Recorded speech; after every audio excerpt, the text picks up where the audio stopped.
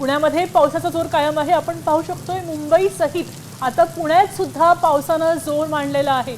खेड, आंबेगाव, जुन्नर या ठिकाणी जोरदार पाऊस कोसळतोय। शिरूरमध्ये सुद्धा मुसळधार पावसाची हजेरी झालेली आहे।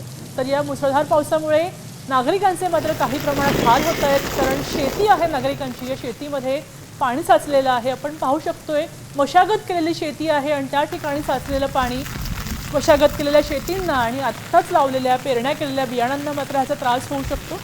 बियाणं जमिनीतच कुजून जाऊ शकतं। मोठ्या प्रमाणावर आधीच्या वर्षीच्या शेतीचं नुकसान झालेलं आहे। दरम्यान आत्ता पुण्यातून आपले प्रतिनिधी सचिन जाधव लाईव्ह आहेत। आपल्याला लाईव्ह माहिती ते देतील पुण्यामध्ये काय परिस्थिती आहे। सचिन, मला नक्की दाखवा।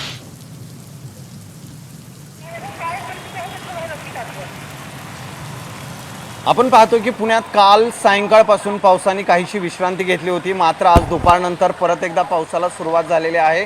पुण्यातल्या अनेक भागांमध्ये अशा प्रकारचा पाऊस जो आहे तो सुरू आहे। एकूणच आपण पाहतो गेले 2 ते 3 दिवसापासून पाऊस पडत होता, त्यामुळं अनेक भागांमध्ये खरं तर घरात पाणी शिरलं होतं। काही ठिकाणी रस्त्यांवरती पाणी जे आहे ते अडून राहिलं होतं, मात्र आत्ता आज दुपारनंतर पावसाने परत एकदा जोर धरलेला आहे। पुण्याला पाणी पुरवठा करणाऱ्या धरणांमध्येही चांगला पाणी साठा जो आहे तो साठलेला आहे। एकूणच आपण पाहतोय आज दुपारनंतर पाऊस सुरू झालेला आहे। काहीशी पुणेकरांची धावपळी झालेली आहे, कारण आज सकाळपासून पावसाने पूर्णपणे उघडीप दिली होती। पूर्णतः सूर्य जो आहे तो दिसत होता, मात्र आत्ता काही वेळानंतर परत एकदा पावसाने जोरदार पावसाची हजेरी जी आहे ती पुण्यातल्या अनेक भागात लावलेली आहे। त्यामुळं लोकांची या ठिकाणी आपल्याला धावपळ झालेली पाहायला मिळते। तर दुसरीकडे पुणे शहरामध्ये अनेक रस्त्यांवरती आणि अनेक भागांमध्ये खरं तर गेले 2 ते 3 दिवसामध्ये पडलेल्या पावसामुळे नागरिकांचे प्रचंड हाल झाले होते, मात्र आत्ता परत एकदा सुरुवात झाल्यामुळे पुण्यातल्या अनेक भागांमध्ये अचानक पाऊस सुरू झाल्याने नागरिकांचे हाल झालेले आपल्याला पाहायला मिळतात। नक्कीच धन्यवाद। आपण पाहू शकतोय पुण्यामधले ही दृश्य आहेत। अनेक ठिकाणी शेतामध्ये पाणी साचलेलं आहे, रस्त्यांवर पाणी आलेलं पाहायला मिळतंय।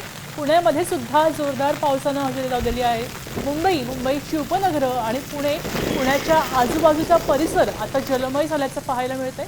संपूर्णपणे पुणे पावसानं झाकळून गेलेलं आहे। रस्त्यांवर पाणी साचतंय, शेतांमध्ये पाणी साचतंय, सखल भागामध्ये पाणी साचलेलं पाहायला मिळतंय। मात्र आता या पाण्याला वाट करून देणं हे आव्हान समोर असणार आहे।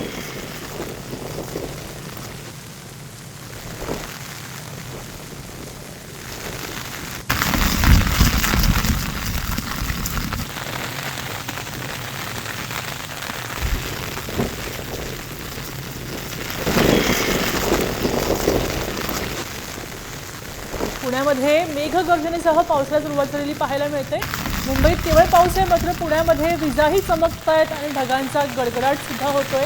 ही मान्सूनची नांदी आहे। मान्सूनला सुरुवात झालेली आहे। पुण्यामध्ये पावसानं दमदार एंट्री घेतल्याचं पाहायला मिळतं।